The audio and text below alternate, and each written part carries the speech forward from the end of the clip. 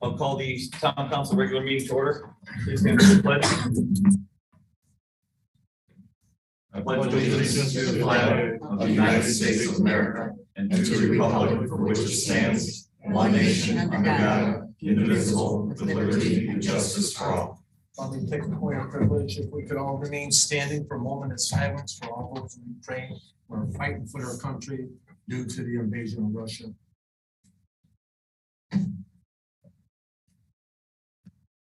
Thank you.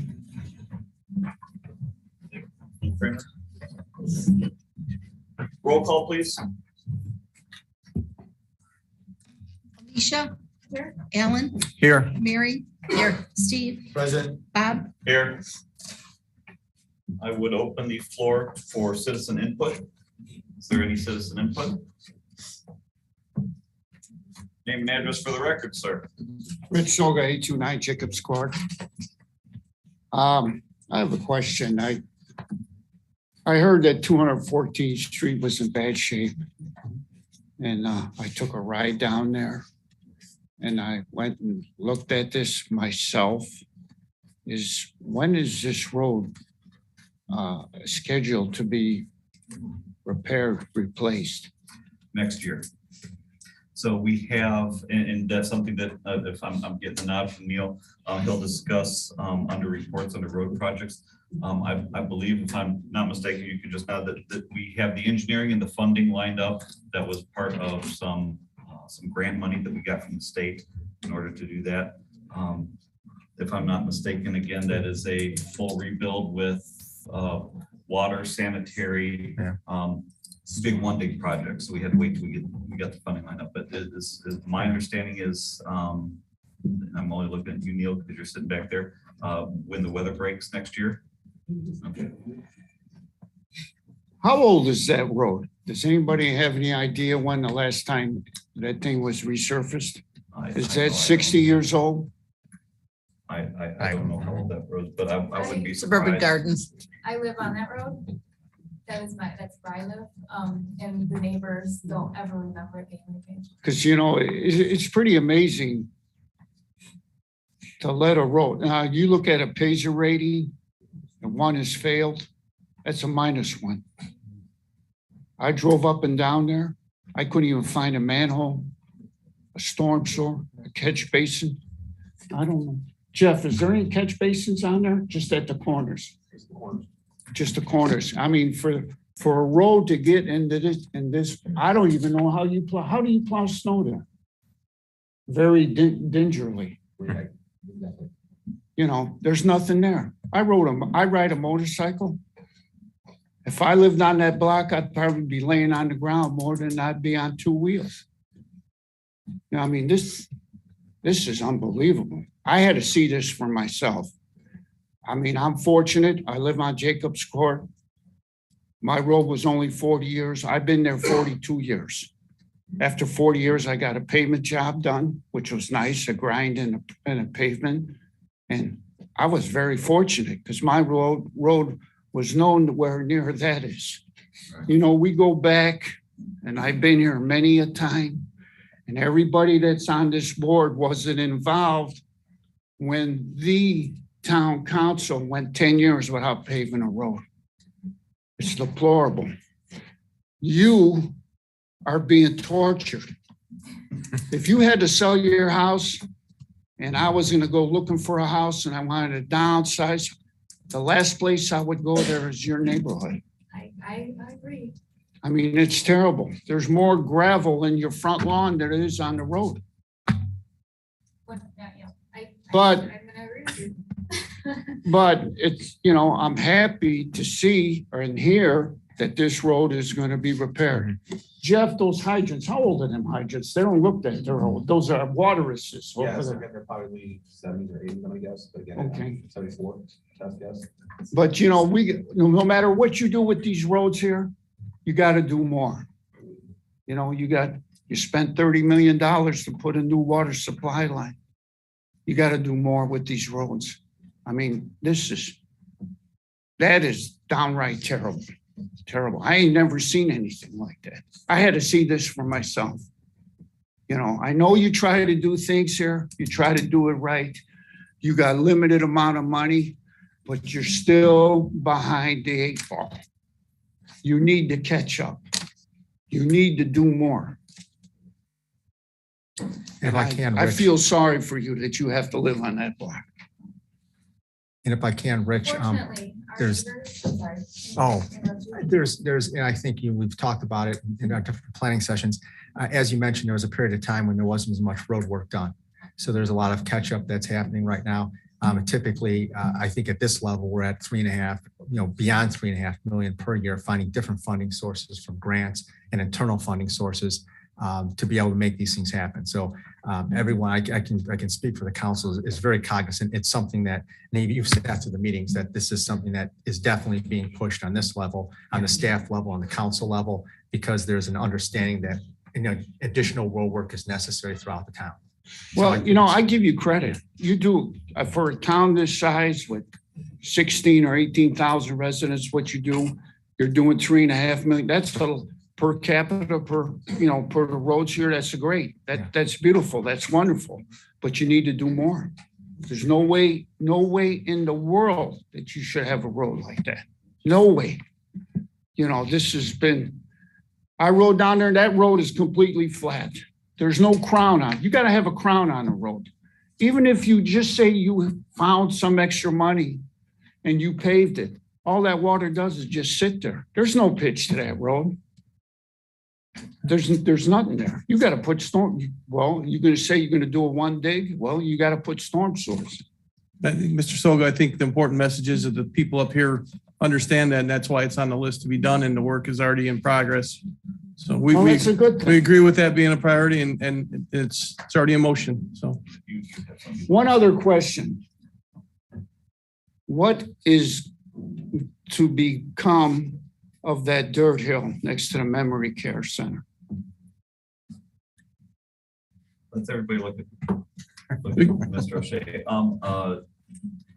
One of the designs that they had just talked about at the park board meeting recently, they're working with Robinson Engineering to design and develop the south end of that park. And I think one of the things that they were looking to do is to use that as, if I'm not mistaken, the backdrop to an amphitheater. And so they're in that engineering phase now. Because, if I was in that memory care and God forbid I end up over there, the last thing I want to do is look out at my window and see this mountain. Right. Okay, because I go past there quite frequently and I see there's more dirt coming there, more. You're still dumping dirt. To me, this looks like an eyesore. Originally, correct me if I'm wrong, I thought when they had the original plan for Central Park, that dirt was to be used to raise the fields. Because You're correct. and whoever engineered that, and I ain't mentioning no names, I think they gave you false information. Now you're talking about an amphitheater, you're talking a tremendous amount of excavation and work. Maybe that'll work out, maybe it won't. But to me, that dirt piles there is going to be there for years more before anybody determines. Right. I know we're looking to design that now, possibly in the next few years with bonds start working down there. The alternative to that was hauling it away at a price of, if I'm not mistaken, $600,000 or $700,000, which is, I don't know that we would want to do that because, we just spoke on money. So to repave Harrison from Northgate to Harrison Place. No, I apologize. Harrison from Northgate down was 110,000 last year. So, if we have the choice in the here and now, I would have to assume that we would choose to repave 5 to 6 roads as opposed to move that dirt hill this year. I can understand the cost to move that dirt. Okay, remember Munster, Mount Trashmore, the landfill. And now, Probably about 15 years ago, maybe 18 years ago, Museum of Science and Industry dug and expanded their parking underground garage.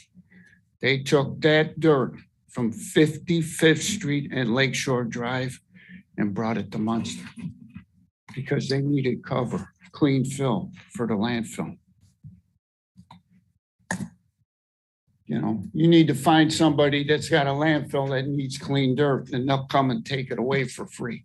Also, Rich, in different projects, we look if somebody needs fill, okay? Yeah. We're aware of these additional amounts of fill that we have in different places that might be able to be contributed to those projects, you know, hopefully at little or no cost to the town. So we're always vigilant about that as well. Well, I like to comment everybody on your due diligence about the roads. 3.5 million, that's great, it's beautiful, but to wait until that road is a zero. Well, there's not even a zero on a Pager ratings, it only goes to 1, and 1 means failure. This is unbelievable. That's all I can say. Thank you. Thank you. Any other citizens input? Next up, we have the consent agenda. I'll be seeking a motion to approve the consent agenda consisting of the minutes of February 10 town council meeting, February 10 town council executive session, and claims totaling $1,175,174.07. I'll make a motion to approve the consent agenda as presented. I'll second the motion. Motion and a second, any discussion? Roll call, please. Alicia, Aye. Alan, Aye. Mary. Aye. Steve, Aye. Bob. Aye. Next up, announcements. Are there any announcements, council?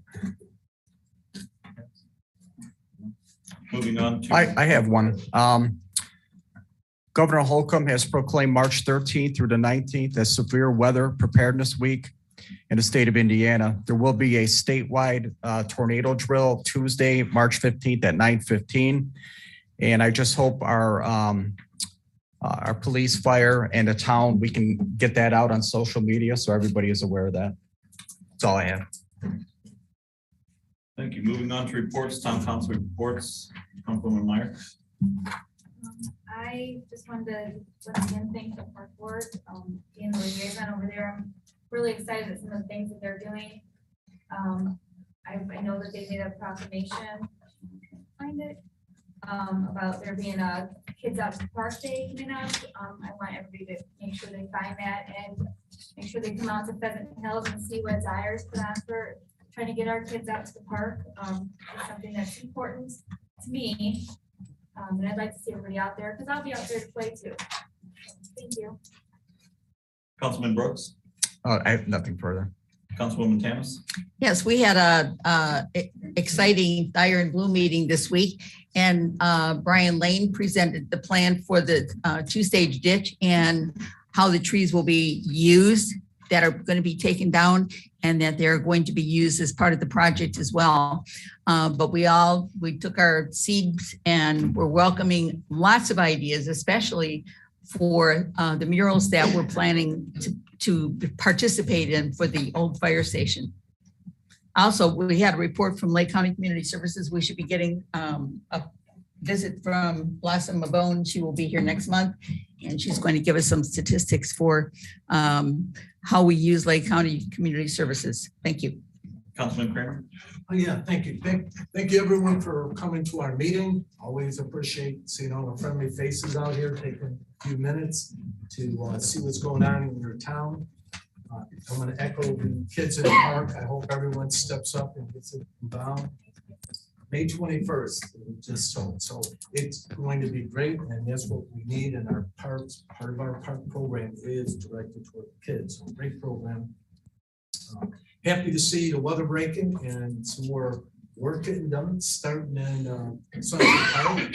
Seeing the tractors out there, the trucks, a lot of work being done. And as the young man said earlier about the road projects, I'll be happy to see a lot of construction starting this year and working toward our goal of taking care of all the streets.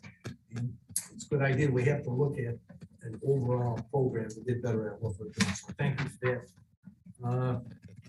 The fire department, Stop the Bleed program, fantastic. Let us know we're all behind you 100%.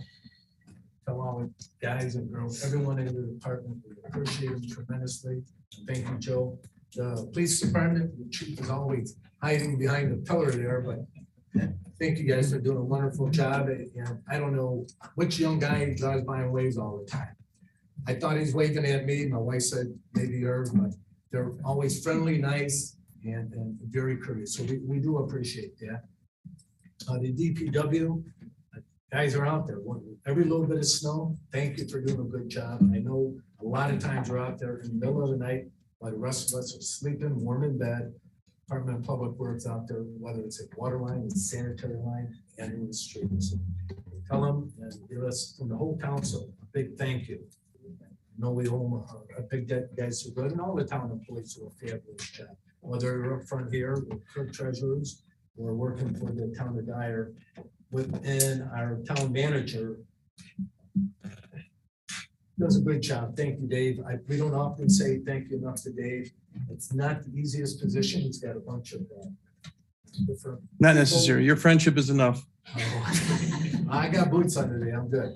But no, sometimes a little bit of thank you for everyone who represents us and takes care of us. Goes a long way. Everyone likes to be thanked.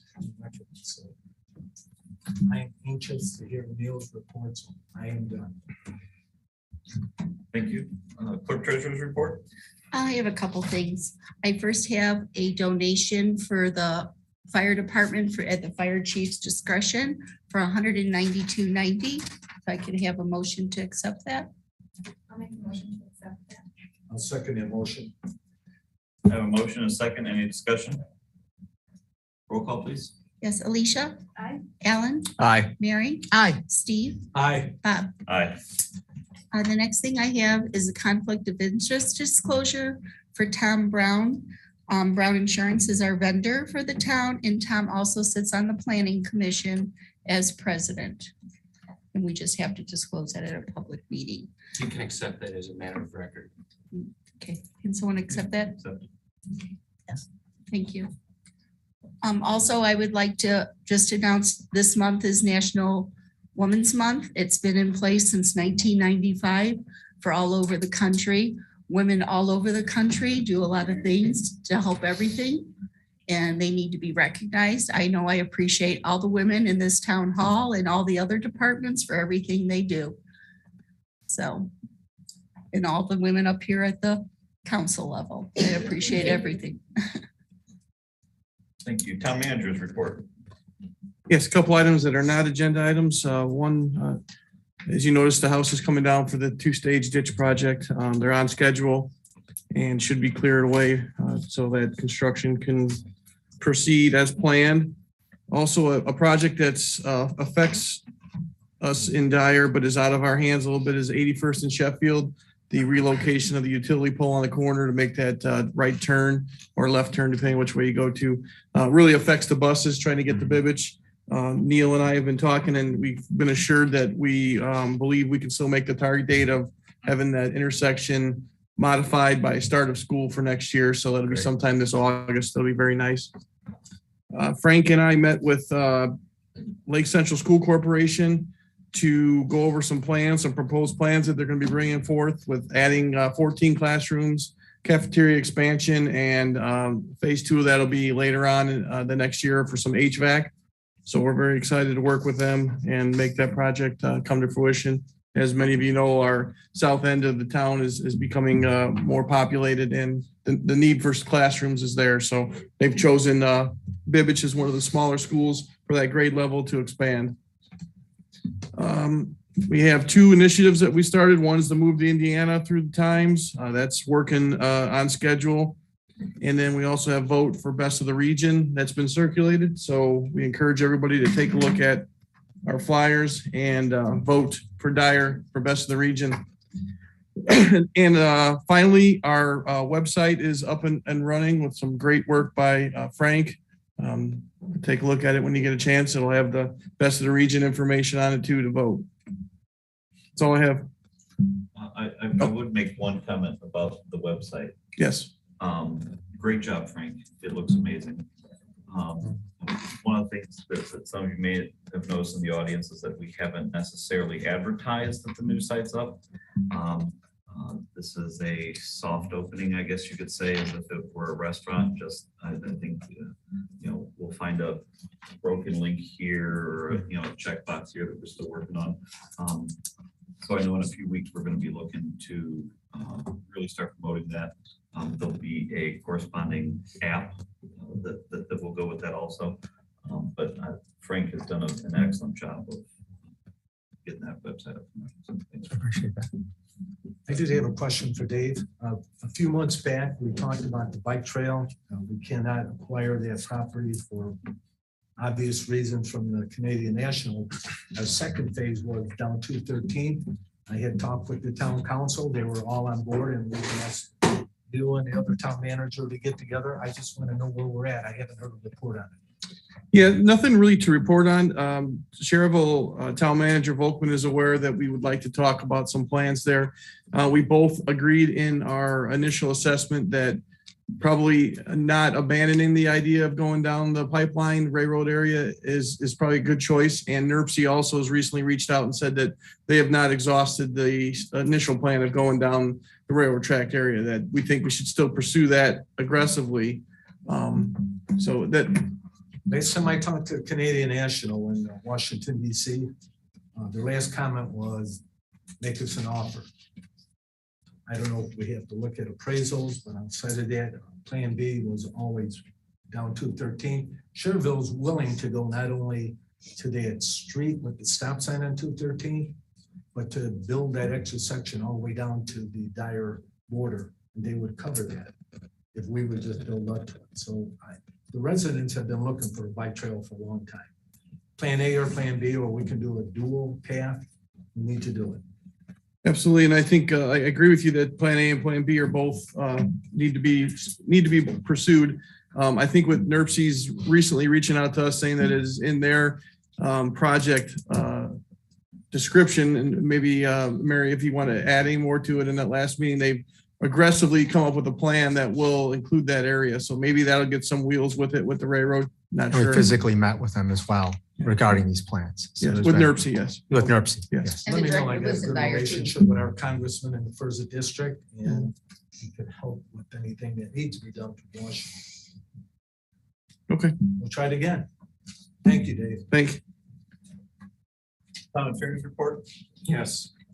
All is quiet on the litigation front. The Rosati suit we are working on resolving. Speedway suit we are moving for default. Further updates as action happens. We're working on an interlocal agreement with Cherville regarding comprehensive sharing of the emergency valve of connections there. We're working on procedures for the utility board for statutory. There's a statute that allows for residents with an unusually high water bill to ask for a reduction. And it says that the utility board must prescribe procedures. So we're working on those after we had our request. Trillium, we're working on getting a closing date this month. As soon as I hear back, and then everything else is an action item for today. Thank you. Boards and commissions, Frank? Our major water projects are still essentially moving on schedule. Hopefully within the next 30 days, we'll be getting major completion on most of them. Those projects being our supply lines from Highland, primary supply lines from Highland and Munster, redundant distribution line from our booster station down towards the south, upgrades to the booster station itself, as well as the emergency interconnect on 77th Avenue. The only thing that may cause some delay is on our Munster connection and on our connection, emergency connection down at 77th Avenue, as we're waiting NIPSCO to provide power for some of the equipment that goes into the meter vault in those two locations. And Jeff will probably provide a few more details on our Highland connection, which is going to be coming on live here fairly soon in his report, I imagine. And on our sanitary side, we got some numbers back on our treatment plant upgrade, which is designed for flow surge mitigation, as well as to improve performance of the plant in general. We're looking over those different numbers, our different options, And we're going to try to figure out what we'll be able to proceed forward with on that project as we move forward. So that's what I. Ms. Wargo, anything from the park board? Actually, we were thrilled that Andy Powers, our new park board member, he seems to be very enthusiastic and we're really looking forward to working with that. And we were doing some evaluations on the landscaping plan, which I'm sure you've seen the amounts of trees and bushes and plants. And we are looking at it very, very seriously because we could probably cut that in half and use the other half maybe for an ice skating rink or something else equally exciting. Thank you. Moving on to department head reports, public works. Just to go off what Frank had said before, the new water main that's on Main Street. Today they did the final connection piece to the Highland box or valve section right there to allow us to get water from Highland. Tomorrow they're going to pressure test that last segment that was connected. Next week they'll do a chlorination of that line from all the way from that valve box all the way to the booster station along Calumet Avenue. Once that's all taken care of, in essence, the Main Street and Calumet length will be ready for service. So if everything goes according to plan, we're looking to have that line be active starting the 21st, 22nd, best time. So, and then again, once that's going, then basically we'll have two distribution line or two intake lines coming from Highland active at the time. Once the Munster connection is complete with power and all that stuff, then we'll be able to dedicate one line to Munster, one line to Highland, and then we will have redundancy from two different towns. Right now, the distribution line that's coming out of the booster station is already active. So again, we have two lines that are currently feeding water to the town. So again, the issue that we had back a few years back has been resolved. Also, again, we got weekly branch pickup will start on April 4th. Right now, crews are picking up the branches throughout the town, just here and there, just because we had a little bit of a windstorm last week and stuff like that, just to kind of get things pre-cleaned up. But that weekly service will start on April 4th. Pavement markings for the Sheffield Avenue project from Main Street to 30. They've been given to potential bidders. We're looking to get those prices sometime in the next few weeks, and I'll have that report for next council meeting next month. Streetlights, we've gone through the entire town this past week.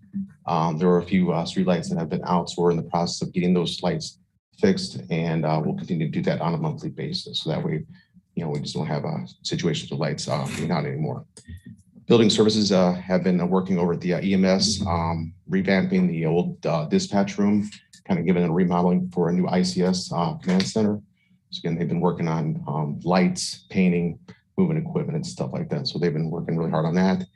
And next week we have interviews for a replacement full-time DPW employee. So we're gonna start that next week. That's pretty much it. Park department.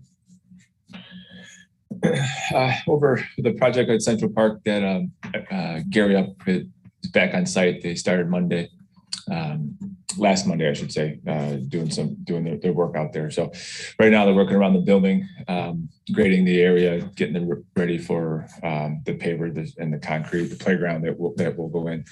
The ball field lights are up now.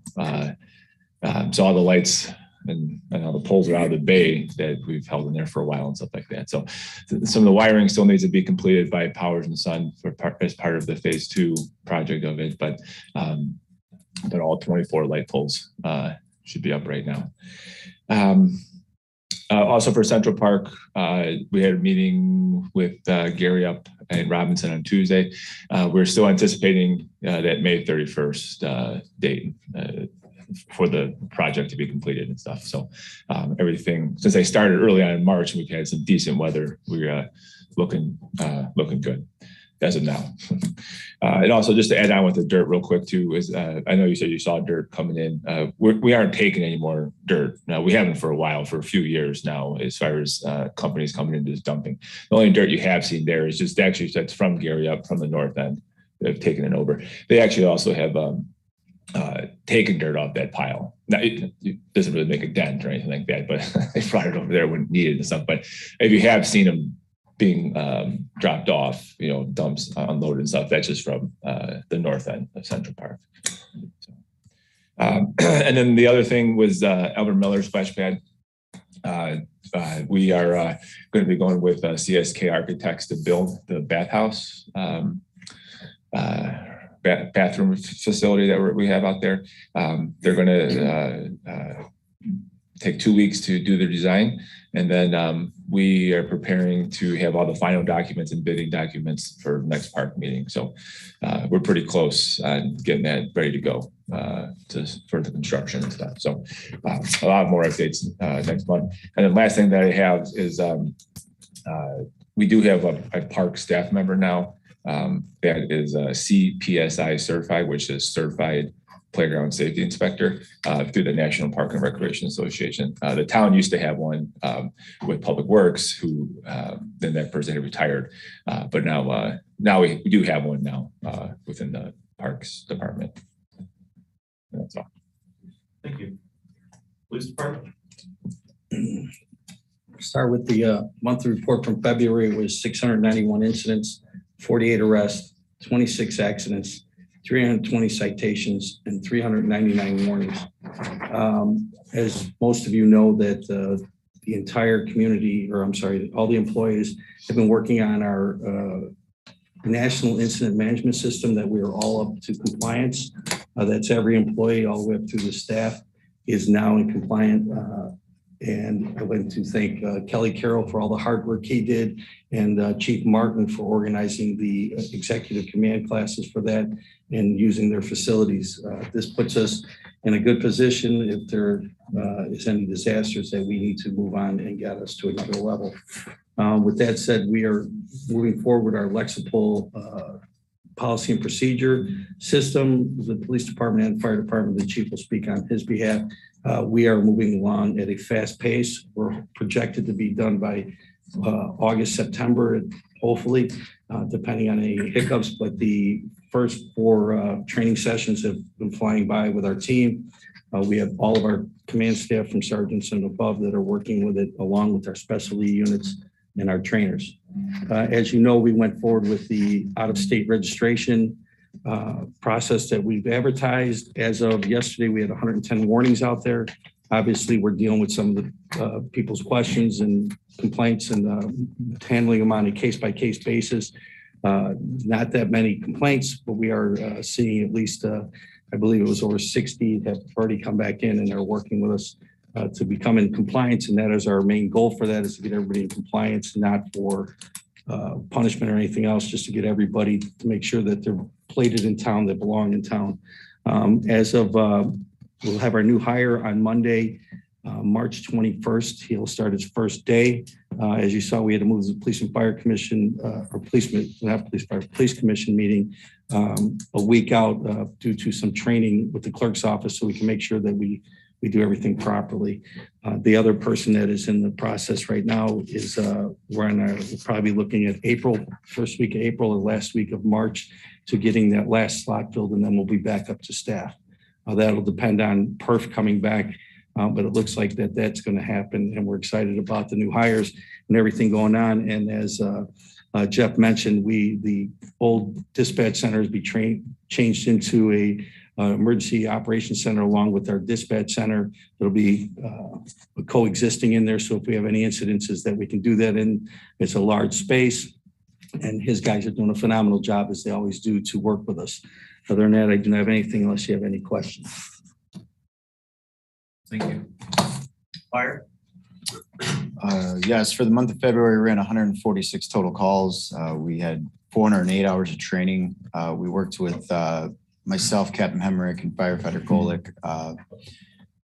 Went and took numerous Public Works and Parks Department employees and certified them in BLS healthcare provider CPR and Stop the Bleed. After the IPEP grant, the AEDs and Stop the Bleed kits are now up in all the public places that we had mentioned at previous meetings. I have 20 personnel starting Blue Card Command and Communication training, and that should be wrapped up around October or November. Last month, myself, Captain Hemrick, and Lieutenant Satori graduated our Executive Public Safety Leadership's 300 series. And we're looking to be done with our lexical policies and procedures around mid-July. Thank you. Next up, road projects. Neil?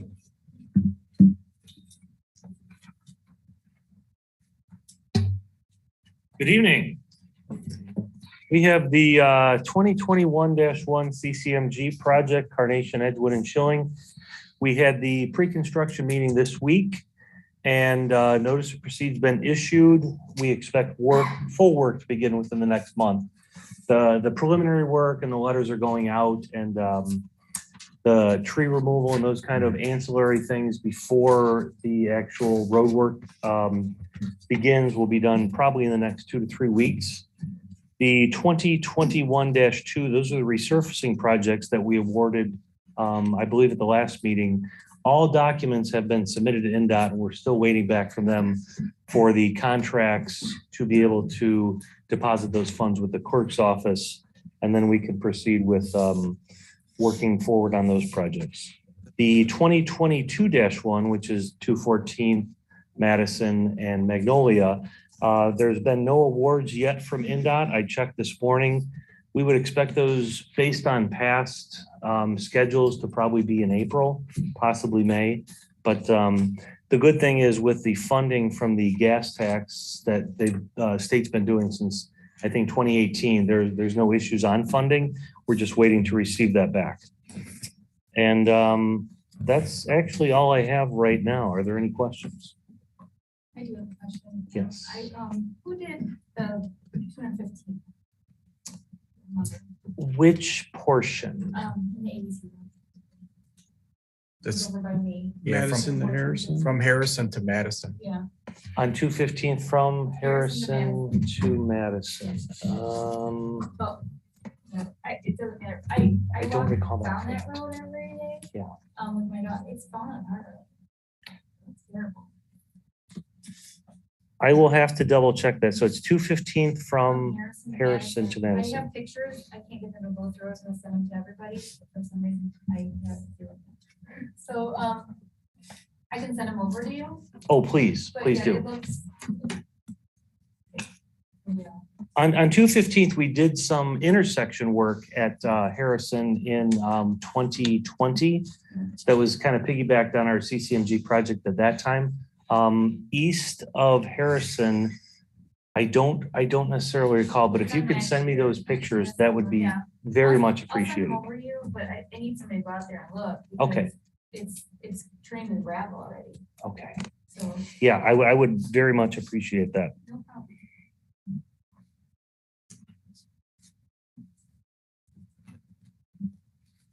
Okay. Anything else? Thank you so much.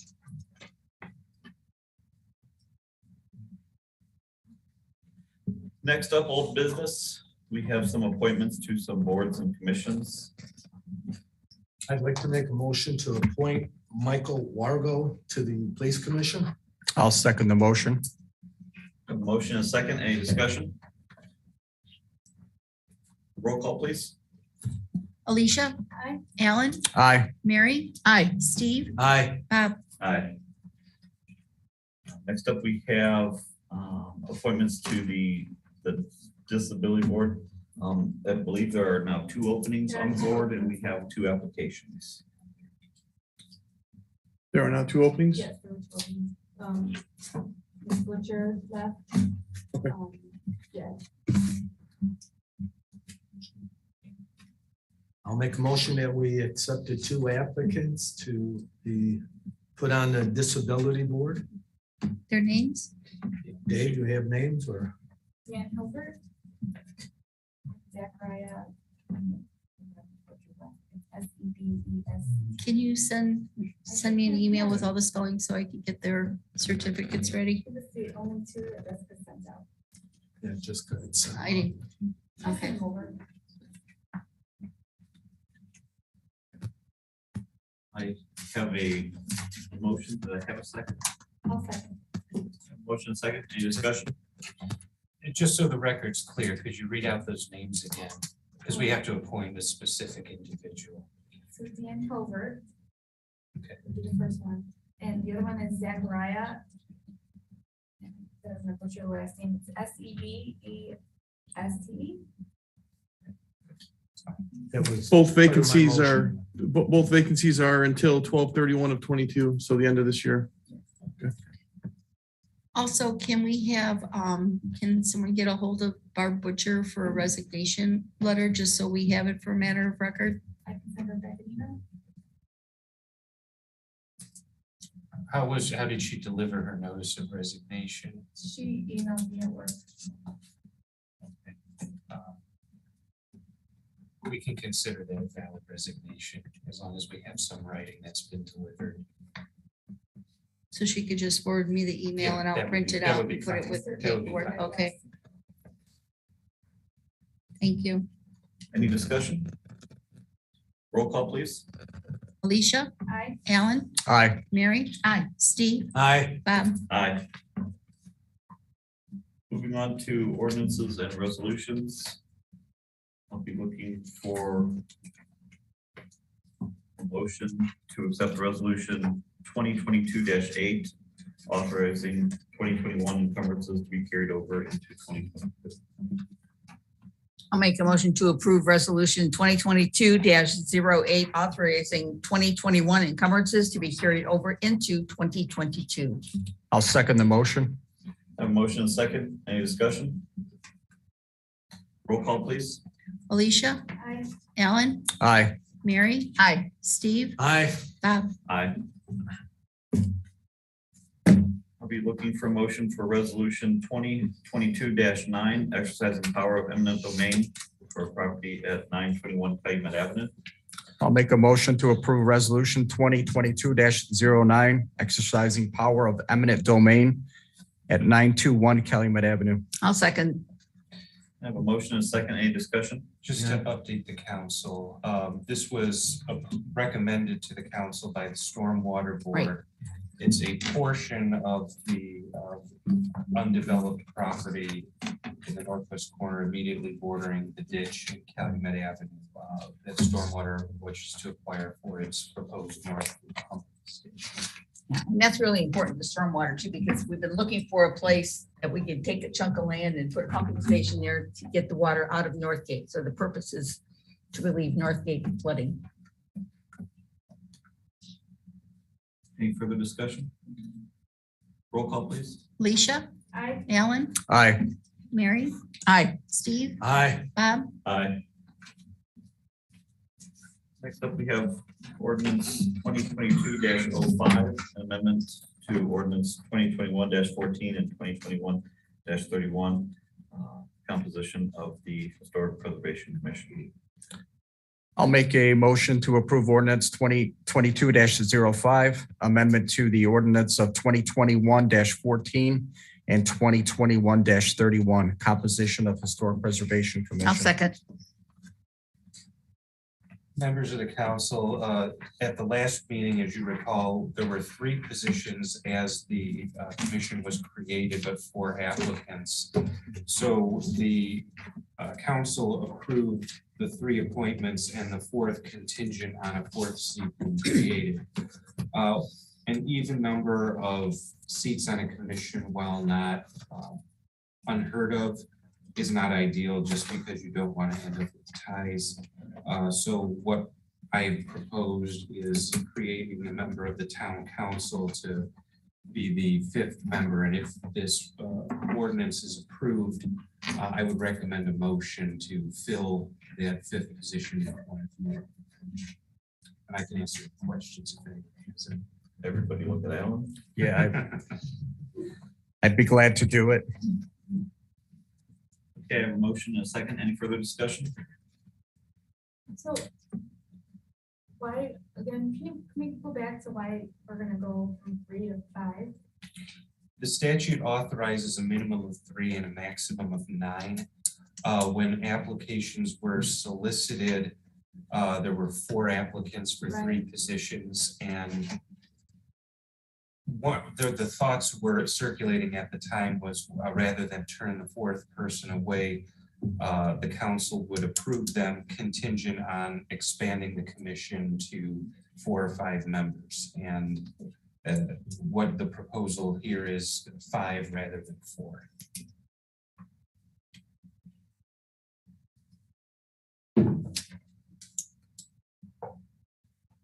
Any further discussion?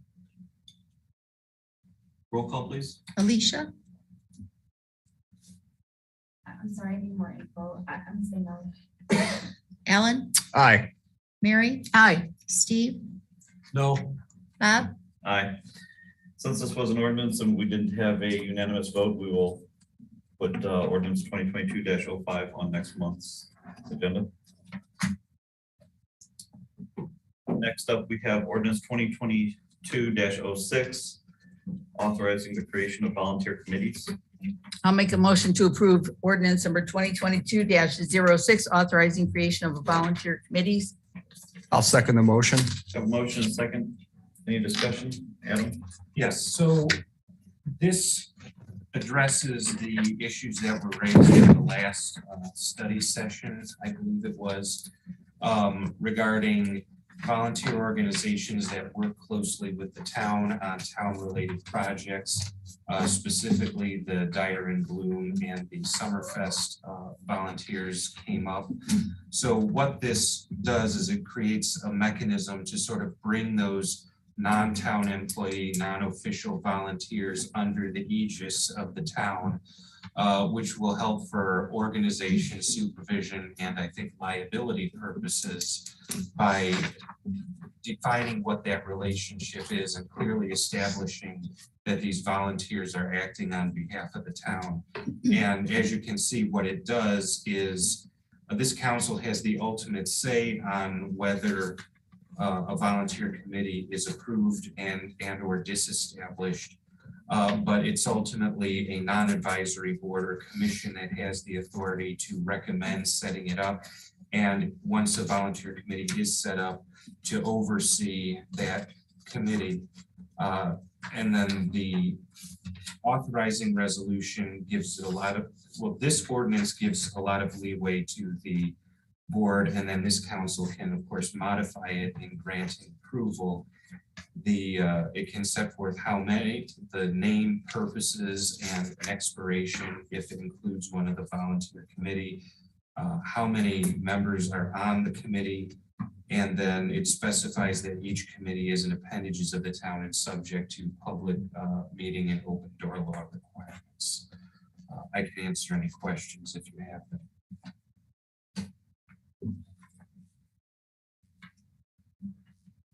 Discussion? Yeah, I would like to, we have the co-chairman of our Dyer and Bloom group with us today. And Pat, I know, I hate to pick on you, but we have an active group and she's a great representative to our group.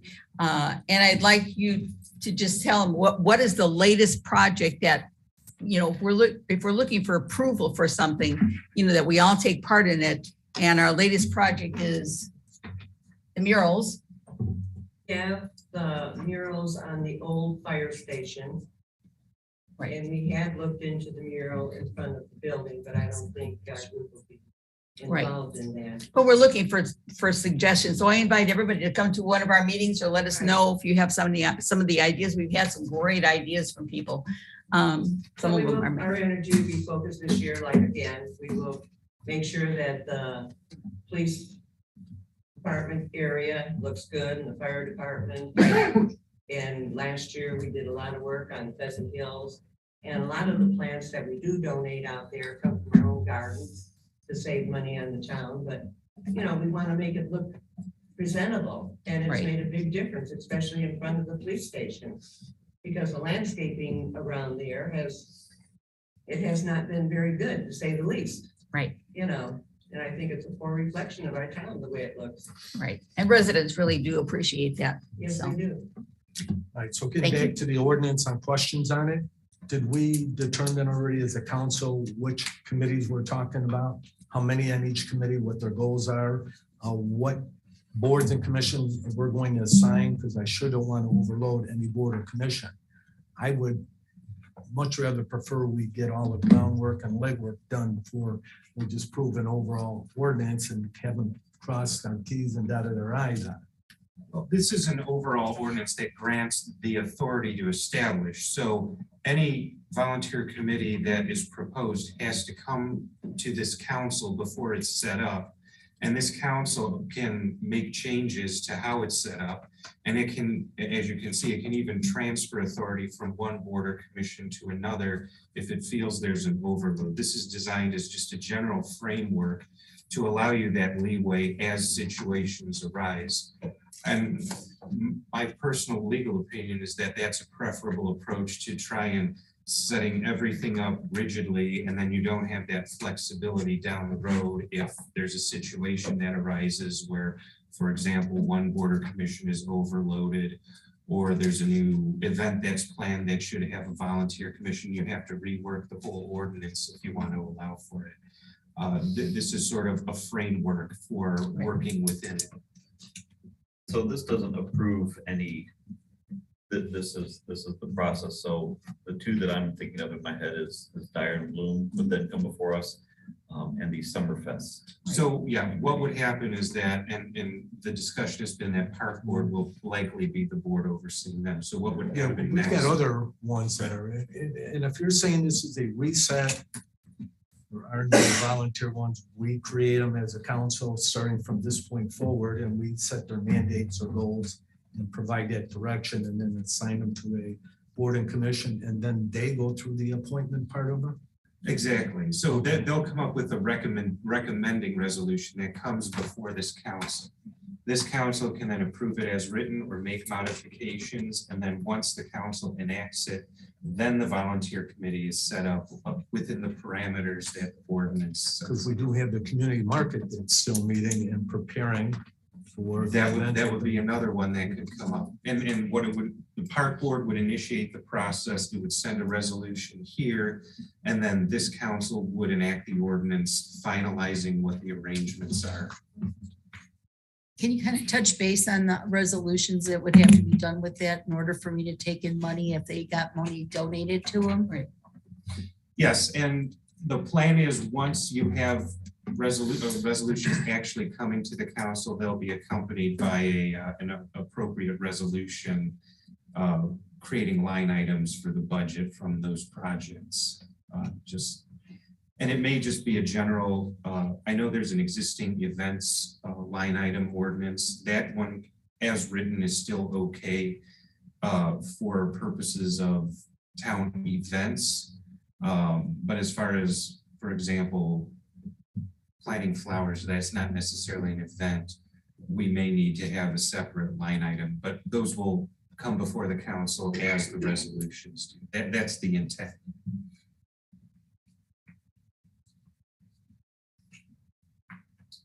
Any further discussion? Motion and a second. Roll call, please. Alicia? Aye. Alan? Aye. Mary? Aye. Steve? Aye. Bob? Aye. Thank you, Pat.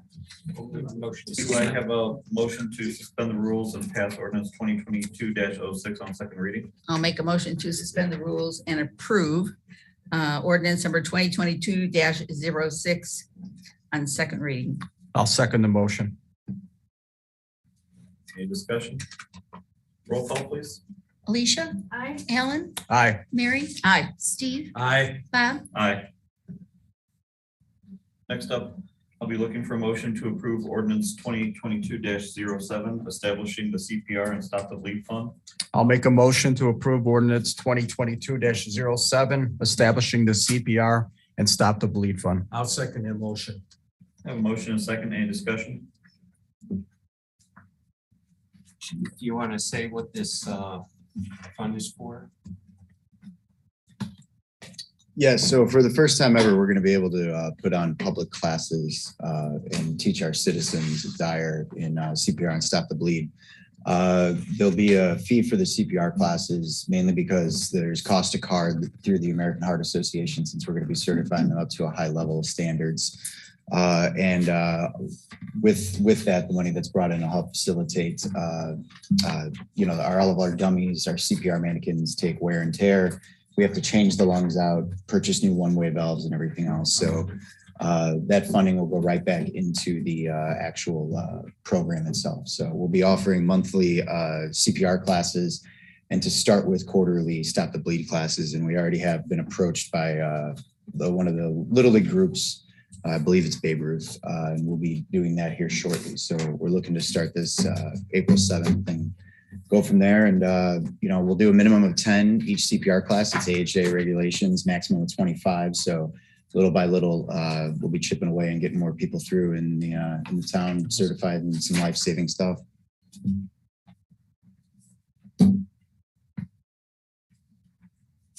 Any further discussion?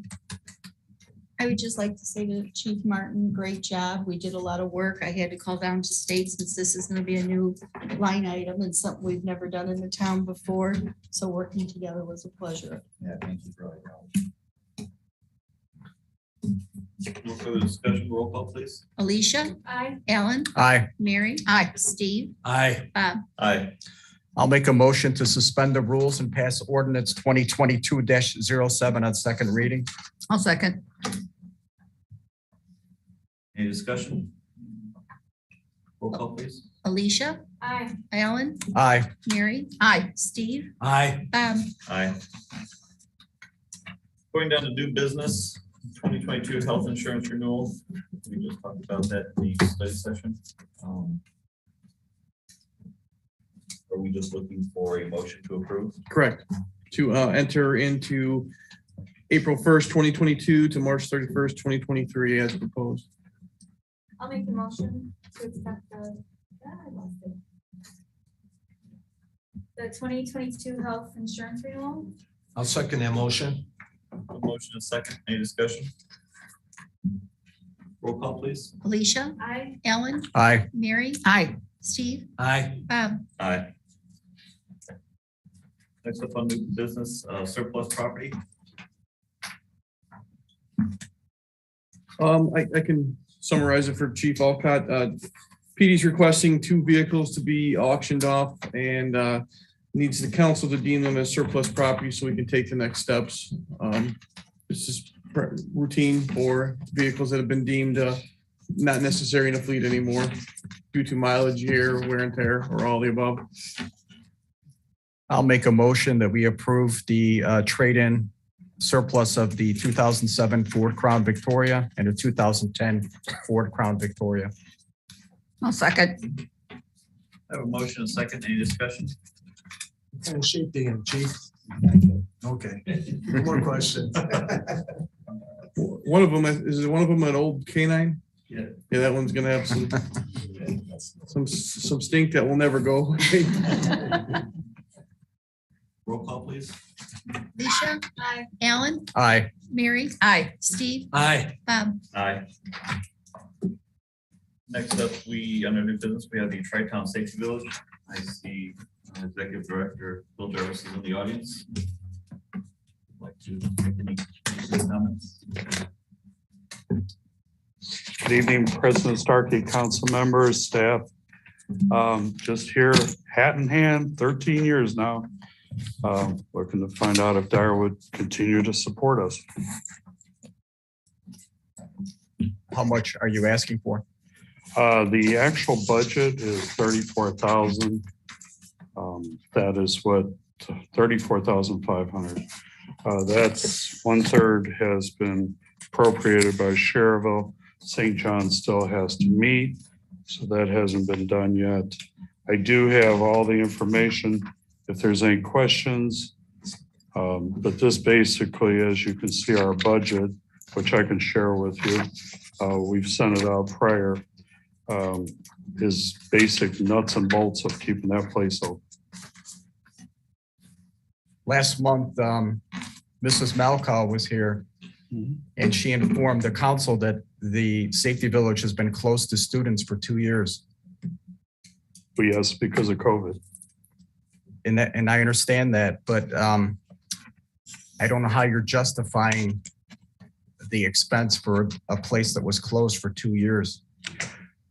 I mean, I understand you have maintenance, but if no kids are coming through there, I just don't understand where the money is going. Well, let me try to help. If you close this down to the general public, you would still have water, electric, gas, those items. And that's pretty much what the budget consists of: insurance, legal fees, if any, but it's an ongoing facility. And as early as March 15th, we're going to be starting doing classes again. So this year is a full schedule.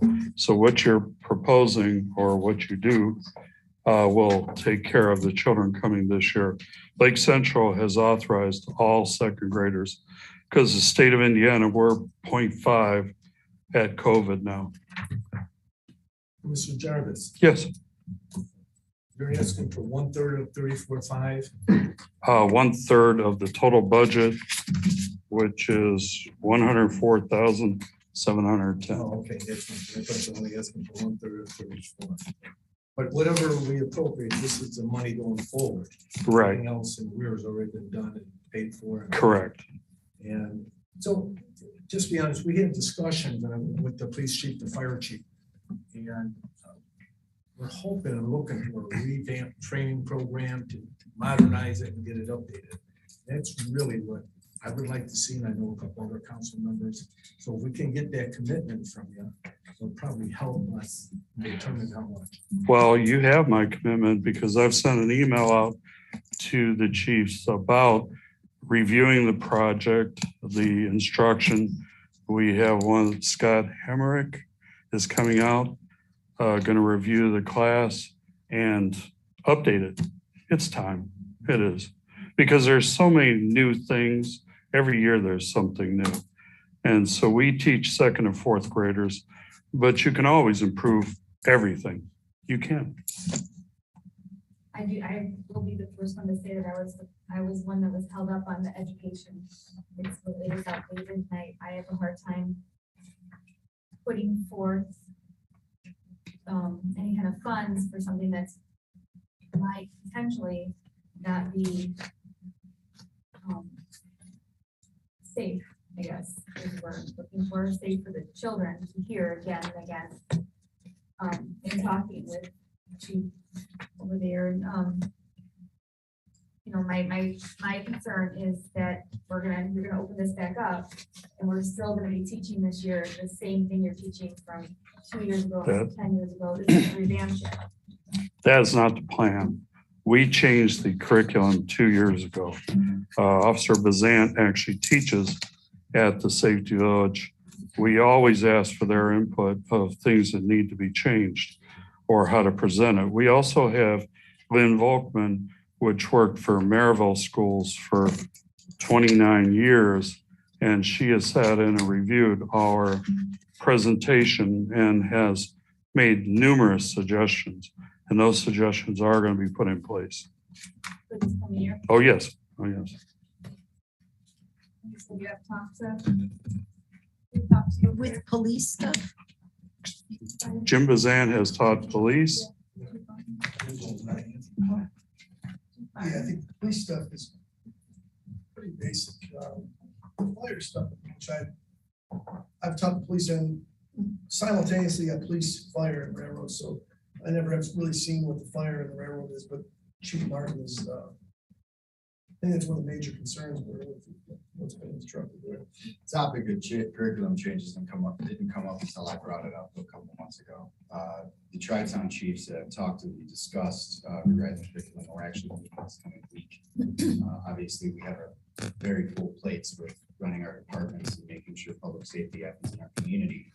But that is something that we're going to be looking at. I asked Captain Hemmerich to take a look at it as well, since he is a certified public life safety educator 1-2 through the state of Indiana, which it's a little bit different than being having a bachelor's degree, master's degree in education, right? So we want it peer reviewed through our lens because we're the ones that deal with fires and emergencies.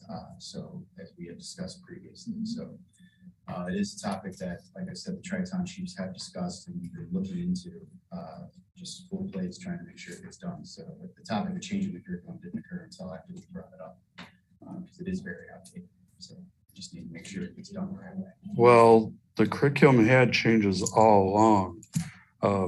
For example, Don Wheaton is one of our instructors from St. John, and Andy is one of our instructors from Munster Fire Department.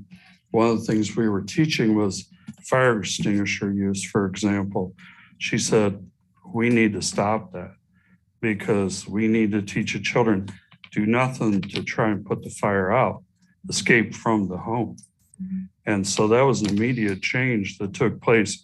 So our changes are done immediately when they're founded, and they're done constantly. I'll make a couple comments as ex officio member on the Tri-Town Safety Building Board. I do know that last year, I believe at some point, they did put in place some new financial controls, which I was happy to hear. There is I don't know if there's a name for it, but I think it was called an executive committee that is looking to redo the bylaws to make it a little more efficient, a little more in line with how we tend to govern our agencies and commissions here. That's under review. One of the things that I would ask is if someone does make a motion, second this today, that we stipulate that this council has a review of bylaws before they're implemented. That our police and fire departments sign off on whatever curriculum is there. I think one of the other questions that came up was that if there are dire students that go there, when they go there, that our departments would have first crack at teaching them, so they get FaceTime. That's if we do that. I think those are some we can say yes if. Not disagreeing, some good ideas. I'm concerned about the contract that we're in with the other communities and the safety village, what allows us, what it does not allow us to do, what it allows us to do, and where we're at. But what I do know is last time I talked to both chiefs and asked if some of these programs were rehabbed and redone and modernized, would it be worth it for us to continue at a higher level of support? And the answer, if I remember right, was yes. They contingent upon that. I was told in the past that these programs are well worth it. And if it helps save any child's life, it's money well spent. And so that's where I'm at with all this. I agree 100% that we need to keep a close eye on it. And again, we need to ensure that we're doing our active part to support this, make sure that we get the feedback, and we trust our chiefs and their people that work with them. They tell us, yeah, it's working, this is what's going on. And so I don't know, I think last time we didn't do the whole part, we did it in portion and then re-looked at it again. I don't know if that's what you're looking at, Councilman, but. I can answer that. Yes. So what you're looking at is the 34,000 is our portion in full. We only paid, I don't know the exact number, but we didn't pay our third because we were putting a lot of our officers there teaching, Officer Bazant, the rest. The biggest question that I have is that when somebody's teaching law enforcement, that it's a law enforcement person. The questions that I have for the other chiefs is they say that they don't have the personnel to send there, so they spend the money. Obviously, teaching is more important sometimes than money, but money keeps the heat in the electric on. So that's my question to it, because that portion that you're paying now is substantially, it's almost doubled, I think, since what we normally pay, because we don't pay the full 1/3. Last year we paid It's always 15. been the deal that we send more people. In fact, when COVID went down, we were having at least 1 to 2 more instructors that we're going to go through, obviously, because Assistant Chief Bazant has other business to attend to now, so we're going to bring that up. My thing is the commitment of teaching from the other agencies, because I don't want, as the Chief Martin doesn't want, as a layperson teaching what we're supposed to answer questions to, is because that's part of it, is interacting with law enforcement and interacting with the fire department, and they have the answers instead of just doing the curriculum. And speaking to the chiefs that are involved, that's the hardest portion of it, is getting personnel there, because our main purpose is the streets and the safety of our community. So I think that's one of the things we need to look at. So part of our donation was in kind through trainers and the police department. That is my understanding from the former chief, that was one of our biggest things, was putting people through and making that we made sure that we made a teaching commitment. Because obviously you're looking at the numbers and going, well, last year, I mean, well, we paid half of that. So that's the biggest reason why. Okay, so I'm just trying to justify if we're going to do a motion, and I'm trying to figure out what it should be. So if our donation is less than the other community, it's because we're providing the personnel to compensate the difference. And as you said, they just don't put the personnel, they just pay the money. Well, that's my understanding of the history. Okay. Not to say that that's the right thing, but that's my understanding of the history and how we've worked with the safety committee, because we're committed to it. We're 100% committed to it all the time, and we believe in it. The question is, though, as most agency, when you're multi-jurisdictional communities, it's not just the money you have to put in, it's the commitment to the teaching. And that's where and my understanding is that that's where we excelled at to a point. And the question I have is, are these other agencies just putting in money? Or are they putting in the manpower? Because manpower costs all of us money.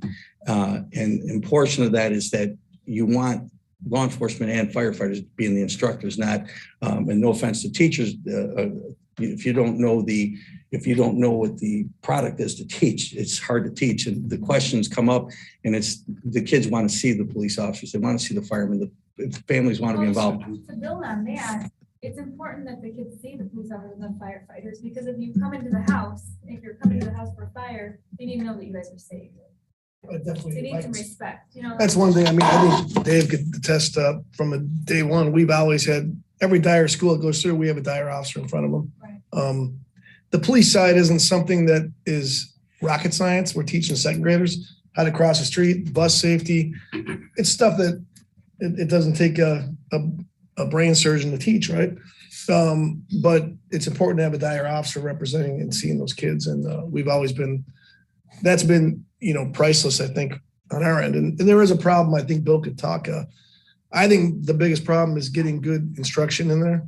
And I know you got to piecemeal what we can do. There's people that were teaching the police side that weren't police officers, and I have that's a problem I have with that. But we've always dedicated. I would hope that we preach to the other towns to dedicate someone for that. Mr. President, if I may answer some of the comments. First of all, just so you know, when we have a school there's a sign-in sheet. The officers, firemen, and the CN Railroad or railroad personnel sign into that. We have certified OL people that do the railroad. The fire is both fire people. We would like different people there when Dyer's there as well. But you can review these and check to see when the officers have been there, when the fire department has been there. That's no problem. I have all those records. I want you to be aware that the commitment from Cherville is from Chief Stormont, that we have Tim Arvanitis, Jeff Samursky, going to be training if we fall short. You might be short on the street, need some help. Those officers are going to be there. So that commitment has already been solidified. So a police officer will be training this. A fire department personnel will be training this. And a OL certified person will be teaching this. You have my word on that. Your comments of whether this is going to be done or not, pursuant to your donation, I think that's a valid point. I have no problem with it. But I think you need to look at the records as well. Now, when you were here 2 years ago, we asked to have Dyer residents put on the board. Mm-hmm. And it's to my understanding that we still do not have Dyer residents on there. I think Mrs. Balco represents Dyer. I think she lives in Cherville. And I think the other, Unincorporated Diane. okay. And then the other person lives in Cedar Lake, I believe. And I think I can speak to that if you don't Please. mind. So there are, the board as written is 18 members. 9 ex officio members, meaning the town council president, police chief, and fire chief from each of the 3 communities. At the beginning of the year, those original 9 met. Once those 9 meet, they have the impetus to then appoint 9 other people to fulfill that. That decision was tabled in lieu of, not lieu, just while that executive team works on new bylaws to streamline that. That was one of the arguments that I had made. We all see the budget here of $104,710. I'm not, I don't know why you need a board of 18 people to manage $104,000 when we have a board of 5 that manages 5 million just on our tax assess. So I think redoing the bylaws, figuring out what the roles and responsibilities of that board are, with the financial controls that Kathy LaRue, I think she was one that spearheaded those last year. Yes. And she was another one of those members that were a part of the second set of 9. There was some discussion. I want Assistant Chief Kazan brought that up. I believe last time, we don't want to disenfranchise the other 9. Those are people who have put their blood, sweat, and tears for many years into that board. We just operationally, again, 18 people to manage this didn't quite make sense. So I think the new bylaws. When was the bylaws written, you said, rewritten? They're in the process of doing that now. No, when just the last set of bylaws was written a long time ago. And when this board met, when you went, it should have still been the 18 and said, that's when we need to change the bylaws. Everybody should have still been included according to those bylaws, because we ran into this situation 10 years ago. And in order to change the bylaws, you need everybody there to change them, the 9 officials and then the 9 members, because I've been a part of it since day one.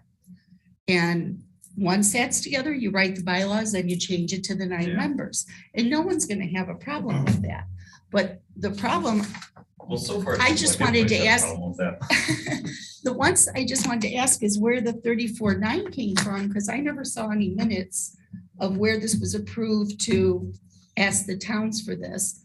Last time it was 27,000, correct, Bill? Yes. Okay, so when did it get approved in a meeting to ask the towns for this? I don't know, because I quit getting minutes in December. Correct. Well, I think it was January that was voted on, because the budget was voted on in January. And back to the question that Alan had, I'm not sure tonight, I don't have all my records, but I assume Starkey is a Dyer resident. Alcott is a Dyer resident, and Jim Bazant, and I think Joe, but I'm not sure. Okay. I think that's was the current referring board. To the citizen members. From Yeah, Dyer. I was referring to the citizen members. The second set of 9. They haven't been reappointed yet. Okay. That's tabled. Yeah, and that's, we retabled that again at the last meeting. Again, it's an odd board, because it's not a, I don't know that, and Adam, you may have an opinion on this. I don't know that it is a, that there's any violation of open door laws. I believe it's just under some kind of. Yeah, it's from what I not having seen any of the documents, I understand it's just a not-for-profit corporation. Correct. Which, there is not subject to any of the open door laws. Correct. So in the wisdom of those that voted for that, we continue to table the appointment of the other 9 until we are able to. The member board is supposed to appoint the second 9. Member board, whatever you call it, the second 9 at the beginning of January at the first meeting. I can share that with you if you'd like to see it. So I think you need to depend on your attorney to review that, which I can share at any time. In fact, I have him here tonight. No, and I'm still comfortable with how the. I just like to clarify one thing. I proxied to have Assistant Bazant take my place because of his knowledge on the board. So I am no longer a member of the board, and Assistant Chief Bazant is because of his knowledge and experience with the board. And I felt that that was the proper thing to do, along with President Stark.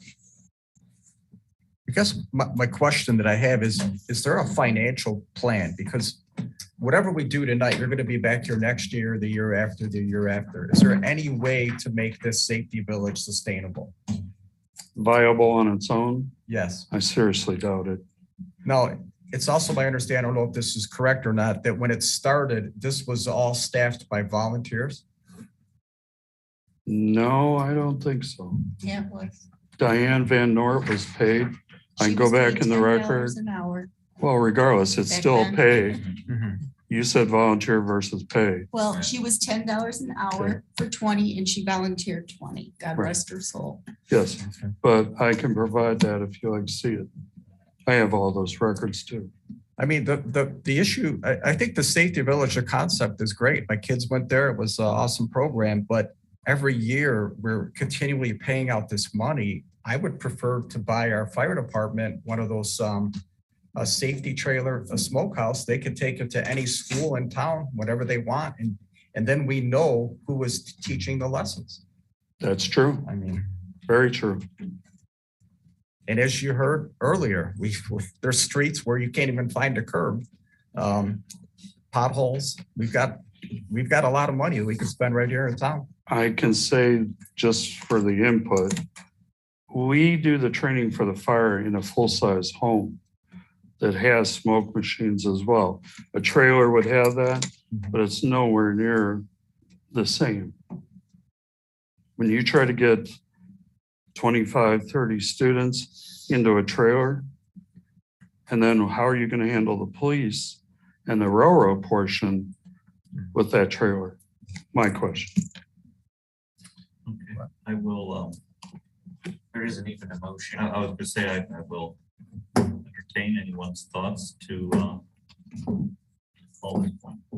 Oh, I don't know how much thought you put in. I've been thinking quite a bit about a number, and obviously you don't want to go too low, and we don't want to over exceed what we should be doing. I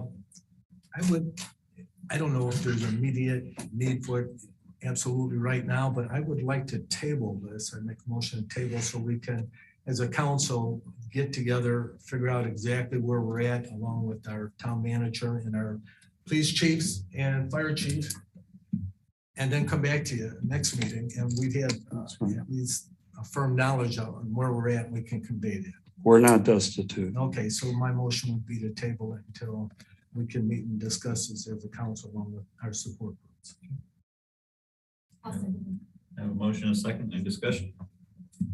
Roll call, please. Alicia? Aye. Alan? Aye. Mary? Aye. Steve? Aye. Bob? Aye. Bill, just for Alicia, might not know this, when it first started, it was like 5,000. Then Dyer, this is just Dyer, not the whole thing, went from like 5 to 7 to 9, then 12, and then 15, if I'm not mistaken, correct? Bill? Actually, when it started, it was 2,000. Okay, It started with 4 Yeah. communities too.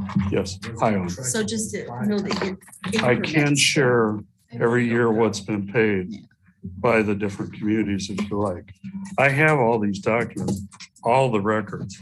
I have nothing to hide, but I can tell you that, just making a comment, roughly 13 years ago, this thing had failed. That's why they requested me to come on board. Thank you.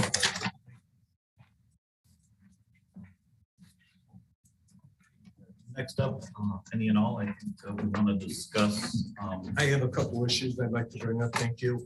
One is I'd like to make a motion to ensure that all public meetings are on the video recorder.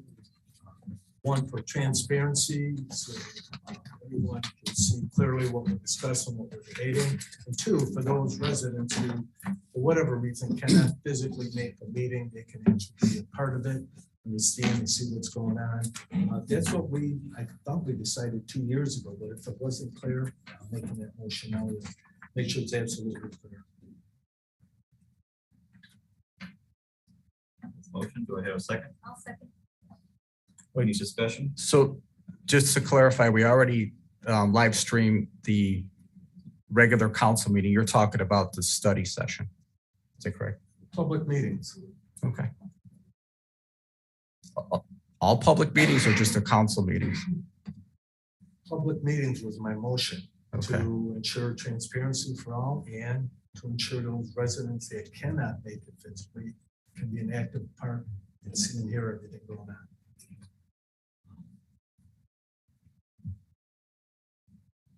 It would be helpful to ask our IT personnel's input. I had two comments on it.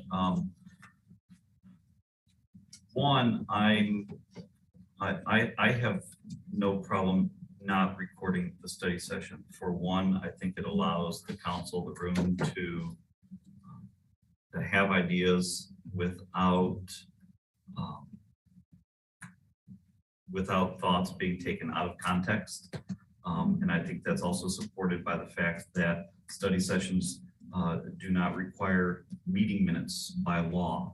So I think that sentiment is valid. I would also, for boards that are not sitting up here today, boards and commissions, I think getting their input would be valid. I'm not sure. I'm okay going in front of residents and saying there should be some level of participation on their part also, as opposed to Monday morning quarterbacking, taking snippets of a YouTube video. I have no problem with that. I think having the main meeting, the king meeting of the month, our town council plenary meeting, is fine, but that's my discussion topic. I appreciate that, but all I heard was you don't want residents to hear what we're saying up here, or what you're saying.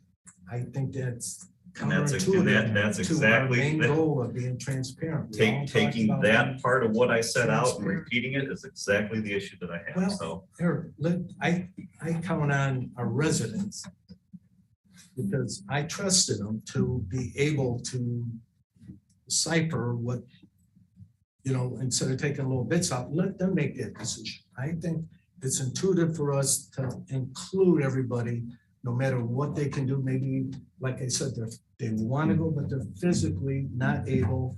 Maybe they don't have a car, maybe they got to watch their children. I don't want to make them, put them in a position where they have a tough decision. Everyone should be able to have access to our meetings, whether it's a study session or a regular session or anything that's in public. A public meeting simply means the public should know and hear about it. We should be totally transparent.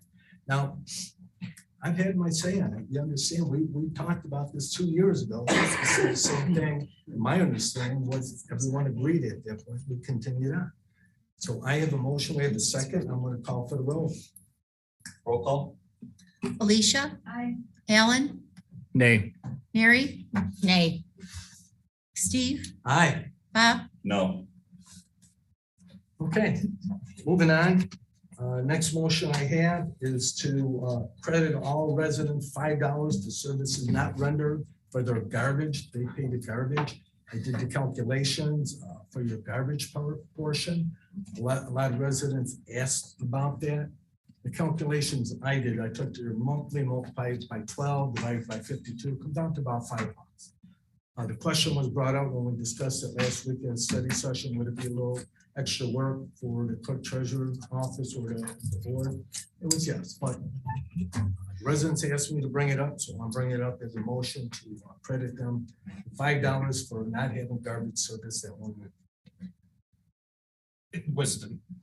Was the motion all residents or only those? Those residents who did not receive that service is not rendered for that week. And so I guess my question. Hang on one second. I gotta have have a a second. motion. Do I have a second? I'll second that too. Discussion? How do we, on that day when they didn't have trash pickup, that was the south side of town, south of 30? Trash is west of Calumet, west of Calumet or east of Calumet. So that would have been west of Calumet for Thursday, east of Calumet for Friday. And do we have the Friday they got ability? it picked up. Hmm? Friday they got it picked up. They did. Yeah, that's Yeah, right. I was just.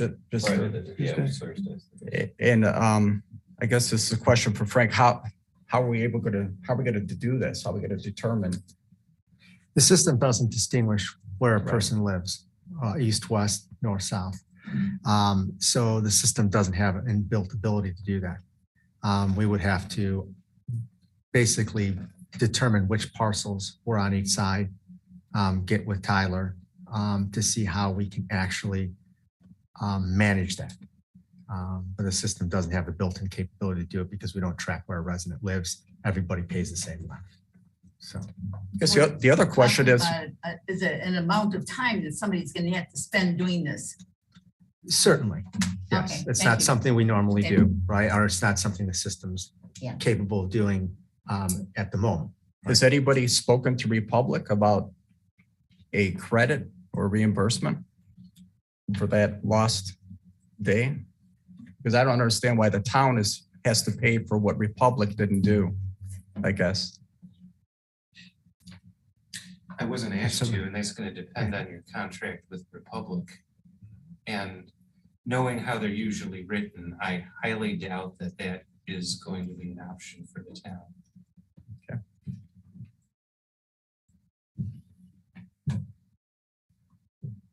Call the question. Roll call? Alicia, Aye. Alan, Aye. Mary, Nay. Steve, Aye. Bob, Nay. Thank you. And the last motion I have, and we've had discussions on this, is to hold the town council and RDC study session a week prior to the regular meeting. And the reason is we have some discussion and sometimes there's changes that need to be done. Remember the attorney saying that would be helpful. He would know the changes a week ahead of time along with the town manager. So when we do have the regular meeting, everything is already in order and ready to go. And that's my motion to hold a town council meeting and REC study sessions, both study sessions at about a week before.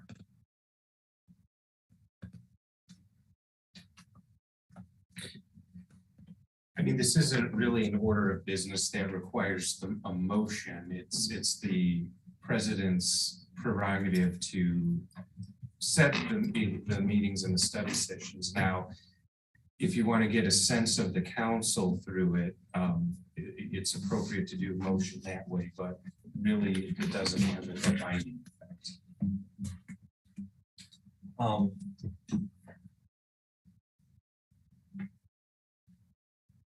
I will be happy to move forward either way. You can ask for a second and we can move forward. or Can I ask for an amendment of your thing? And I don't know, let me have this thought. I have been wanting to, we moved the study session before. I think if we have a short agenda, it works out fine. A longer agenda, last week, for example, should have been separate. I also have really been looking at the board and commissions when they meet. How do we stream that for residents, for developers? Would you be interested in us having perhaps just a study session with the council and the presidents of the various boards and commissions to come up with some plan? As it is now, and I know we talked about this last time, as it is now, there's something multiple days every single week. And so that means our staff is, multiple days. If there was, for example, this is a very busy week for us. Next week is a busy week. The following week is just the utility board. So perhaps that may get moved to, I'm just wondering if there's The end of the month is open too. That would. Right, help so accommodate that. is. So if you'd like an amendment based on what you said, if I heard you correctly, when we have a short agenda for the study session to do it prior, because I was cognizant of some concerns about stretching it out, our normal meetings. But if we have a lot of items as we did, then we could make, I'm hoping you'd reach out to make sure all the council members are good with it, we got a good date, and then move forward with it then. For your meeting with the other boards and commissions or presidents, I think it's a good idea. We can sit down and get some input from them. They may be doing very well the way it is. I don't know They that. could be, but also Yeah. I know we just had the police commission move it and that was perfectly Yes. fine. And so I also don't want, if any of them are thinking about moving or changing something, I'd hate for that to also. So maybe if we all get in a room, look at a calendar, decide what it should look like moving forward. And that can also be when the study session is, if they're long ones, if they're short ones, what day that is. I know there's an appetite between several of us to have the town council meetings move back to Wednesdays like they were forever and a day. I think one time it was in the town. It was in the town code, and so I don't know if. So would this suffice? I'll reach out a little bit here. I will withdraw my motion if I can get a commitment from you as the president of the municipal council that we will move forward as we just discussed.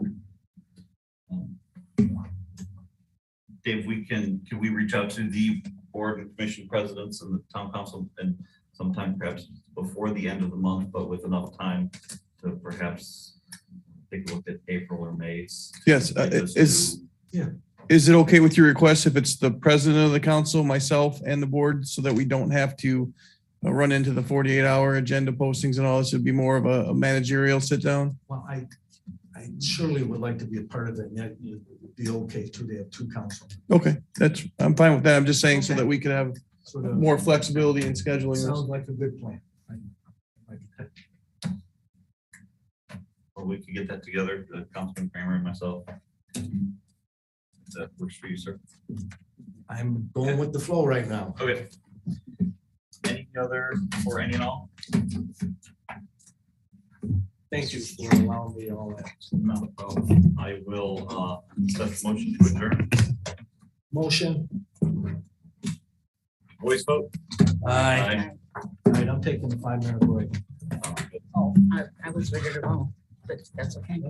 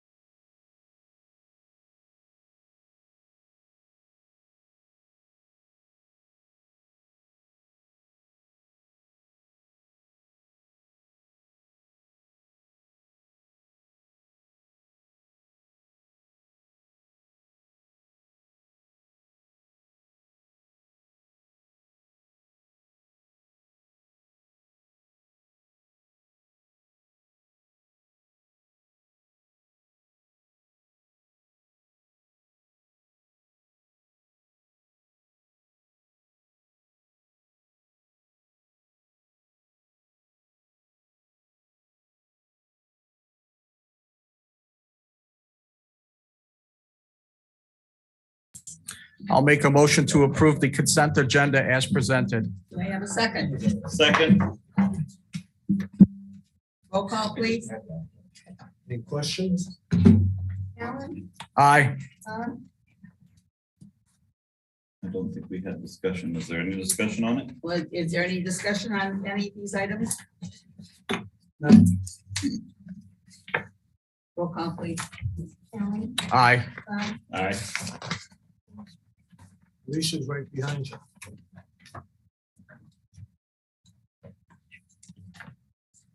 We should take a roll on consent agenda. Aye. Aye. Aye. Next, we have general orders. We have nothing in new business. I just want to remind everybody that all of you were given a redevelopment handbook, and I wish that, if you have any questions, please, let us know. We still have our Redevelopment Association of Indiana, that we have our monthly meetings. And also the discussion of the comprehensive plan. We have to keep in mind that our comprehensive plan is giving us a plan to move forward. We also have TIF districts, and I'm hoping that everybody got a map for TIF districts. We got them not too long ago, but it also tells what the revenue is too, and what the expiration date is on those, so we can kind of keep track of how much money we have and where we're going to spend it. Because remember, again, redevelopment.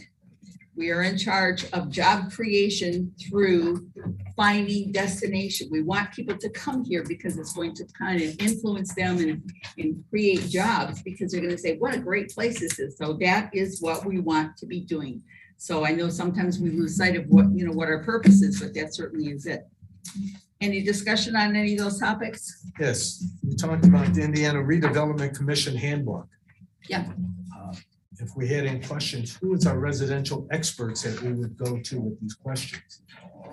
The Indiana, I can call her anytime. If you have any, I will be glad to give you the number for her.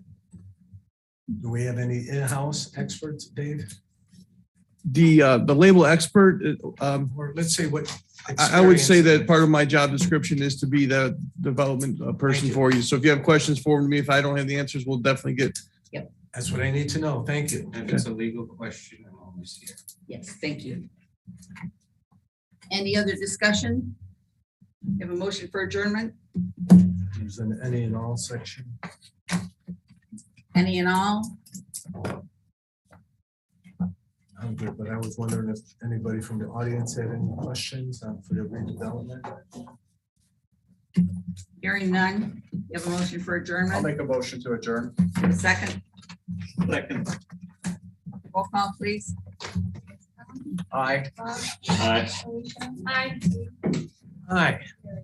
Aye.